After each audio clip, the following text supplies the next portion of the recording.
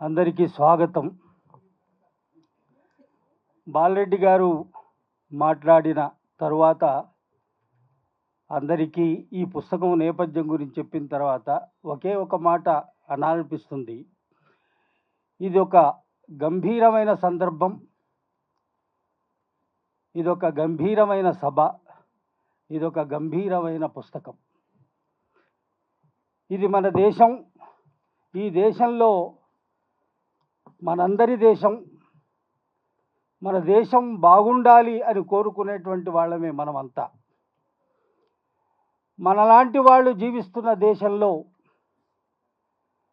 మనకు ప్రసార మాధ్యమాలు మన దాకా చేరవేస్తున్నదేది సత్యం కాదు.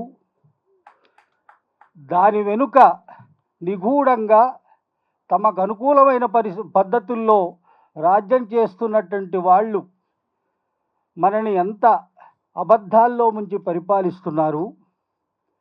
ఎంతమంది కేవలం స్వేచ్ఛ కోసం, కేవలం తమ ఉన్న ప్రాంతంలో కాలంలో జరుగుతున్నటువంటి విషయాలను ప్రశ్నిస్తూ ఉండటం మూలకంగా ఆ పేర్లు కొత్తగా ఊపాలు, సిఏఏలు, రకరకాల చట్టాలని తీసుకొచ్చి కొద్దిగా మాట్లాడిన వాడిని, కొద్దిగా తెలివి తెచ్చుకున్న వాడిని, కొద్దిగా 10 మందిని పోగు చేసేది తప్పురా అని చెబుతున్న వాళ్ళని రాజకీయ ఖైదీలు చేస్తున్నారు. నేను ఒక 50-60 ఏళ్ల క్రితం పుట్టిన వాడిని. హాయిగా మా ప్రాంతంలో జరిగేది, లేదా ఫీజులు ఎక్కువయ్యాయి బాబు, లేదా కరెంటు ఛార్జీలు ఎక్కువయ్యాయి బాబు, లేకపోతే దేశంలో ఈ పద్ధతి బాగలేదు బాబు అని ఒక 50 మందినో 100 మందినో కూడేసి రోడ్ల మీద నిరసనలు జరుపుకుంటూ జిందాబాద్ జిందాబాద్ అనుకుంటూ పోయేవాళ్ళం. ఆ రోజు లేదు ఈ పరిస్థితి. లేదు, ఈ దేశం మారాలి, మొత్తం అందరూ కలిసి నవ్వుతూ హాయిగా సంతోషంగా బతకాలి అని కోరుకునేవాళ్ళు పాటలు కట్టి పోరాటాలు చేసి వాళ్ళ పద్ధతుల్లో పోరాటాలు చేస్తుంటే వాళ్ళు చేస్తున్న పోరాటాలు ఎంత గొప్పగా చేస్తున్నారు మన కోసం, ఎంత గొప్పగా పాడుతున్నారు మన కోసం అనుకున్న రోజుల్లో ఇటువంటి నిర్బంధాలు లేవు. ఎక్కడికంటే అక్కడికి స్వేచ్ఛగా ఉండేటువంటి దేశంలో పుట్టిన వాళ్ళంగా, స్వేచ్ఛగా ఆలోచించే వాళ్ళుగా ఉన్న కాలం ఒకటి ఉన్నది. 2002లో గుజరాత్ మారణకాండ జరిగినప్పుడు ఒక 28 మందిని లౌకిక ప్రజాస్వామిక వేదిక అని కవులకు కళాకారులం గుజరాత్ పరిసర ప్రాంతాలన్నీ తిరిగి వచ్చాం. ఆ రోజు 2002లో నేను కన్వీనర్గా ఉన్నటువంటి లౌకిక ప్రజాస్వామిక వేదిక 28 మంది వెళితే నాకు మొట్టమొదటిసారిగా వెన్ను జలధరించింది. మొట్టమొదటిసారిగా భయభ్రాంతుడయ్యాను. మొట్టమొదటిసారిగా మనుషుల్ని ఇలా కూడా చంపుతారా అనే వణుకొచ్చింది. అరే, ఏ దేశం రా ఇది? భారతదేశం నా మాతృభూమి, భారతీయులందరూ నా సహోదరులు, నేను నా దేశమును ప్రేమించుతున్నాను, సుసంపన్నమైన బహువిధమైన నా వారసత్వ సంపద నాకు గర్వకారణము అని ప్రతిజ్ఞ చేసుకుంటూ బతుకుతున్న తరం కదా మంది. ఆ తరం నుంచి నువ్వు మాట్లాడితే ఒక రాజకీయ ఖైదీ అనేటువంటి పేరుతో వచ్చేటువంటి ఒక ప్రమాదం ముంచుకొచ్చిన కాలంలో ఈ పుస్తకం ఆయా రాజకీయ ఖైదీలు అని పరిగణిస్తున్న వాళ్ళ దగ్గరికి వెళ్ళి వాళ్ళ బాధల్ని విని వాళ్ళు రాసుకున్న ఉత్తరాలు చదివి వాళ్ళు వేరే వాళ్ళతో ముచ్చటించినటువంటి విషయాలను విని ఒక దగ్గరికి తీసుకొచ్చి international solidarity for academic freedom in India అనేటువంటి సంస్థ, సుచిత్ర విజయన్, ఫ్రాన్సిస్కా రెచియా అనేటువంటి వాళ్ళు ఈ పుస్తకం తెస్తే మలుపు దానిని వాళ్ళ తెలుగులోకి తెచ్చింది. జైలులో ఉన్నటువంటి నతీషా సర్వల్ రాసిన ఒక ఉత్తరంలోని ఒక వాక్యాన్ని తీసుకొని ఆ ఉత్తరంలో ఆవిడ రాసింది, చందమామను ఎంతకాలం బందీ చేయగలరు?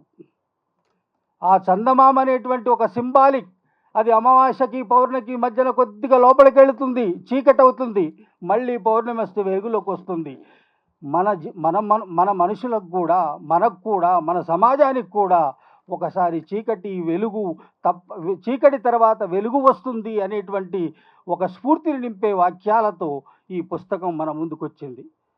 అయ్యా,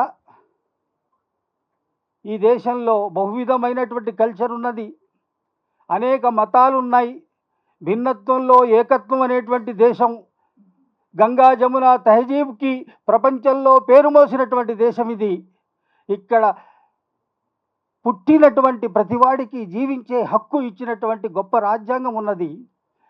ఆ రాజ్యంలో నేను అనుకున్నట్టుగానే నువ్వు బతుకు, నేను అనుకున్నట్టుగానే నువ్వు తిను, నేను అనుకున్నట్టుగానే నువ్వు మాట్లాడు, నేను అనుకున్నట్టుగానే నువ్వు ఉండు అనేటువంటి పరిస్థితులు వస్తున్న కాలంలో నువ్వు ప్రసార మాధ్యమాల ద్వారా తెలుసుకుంటున్నవన్నీ లేదా నీ దాకా చేరవేసేటువంటి వార్తలన్నీ 99% అబద్ధాలు, నిజాలు వేరే ఉన్నాయి అని చెప్పేటువంటి పుస్తకం ఇది. ఈ రాజకీయమైనటువంటి ఖైదీలు, రాజకీయంగా లోపల ఉన్నటువంటి ఖైదీలు, వాళ్ళ కుటుంబ సభ్యులు మాట్లాడితే అసలు చరిత్ర ఏమిటి, అసలు జరుగుతున్నదేమిటి, వాస్తవాలు ఏమిటి తెలియజెప్పేటువంటి అనేక కథనాలు దీంట్లో ఉన్నాయి.